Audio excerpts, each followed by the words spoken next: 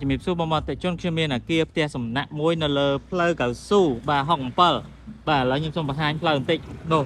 ហើយយើងមកពីរង្វង់មូលតាមដួលប្រហែលជា200ម៉ែត្រទេបងប្អូនតិជនណាបាទនេះផ្លូវកៅស៊ូនេះគេហៅផ្លូវ highway 57នេះទៅរង្វង់មូលព្រៃគុយបាទអញ្ចឹងផ្ទះសំណាក់មួយកន្លែងនេះគឺមានកម្ពស់3ជាន់បងប្អូនតិជនហើយសម្រាប់បន្ទប់គឺមាន40បន្ទប់គេងហើយ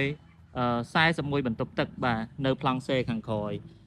ខាងលើមួយសន្លឹកទៀតអញ្ចឹងទីតាំងមួយកន្លែងនេះគឺម្ចាស់គាត់តល់លុយមែនតើបាទគាត់លក់តាំងពីតម្លៃ80,000ឥឡូវនេះបាទបខំចិត្តលក់ត្រឹមតែតម្លៃ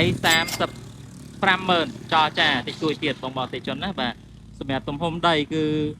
បាទក្បាល12ជម្រៅ57ហើយទំហំអាគារគឺទំហំ10គុណនឹង37បងប្អូនអតិជនបាទនិយាយទៅគឺដីមួយកន្លែងនេះគឺល្អមែនតើបាទអាចទិញមកបើកបាទបន្តនៅផ្ទះសំណាក់ឬក៏កែច្នៃជាមន្ទីរពេទ្យឬក៏សាលារៀនឯកជនណាមួយបានអញ្ចឹងសម្រាប់ព័ត៌មានលម្អិតបងប្អូនអតិជនអាច contact មកបងប្អូនបានបាទអរគុណជំរាបលា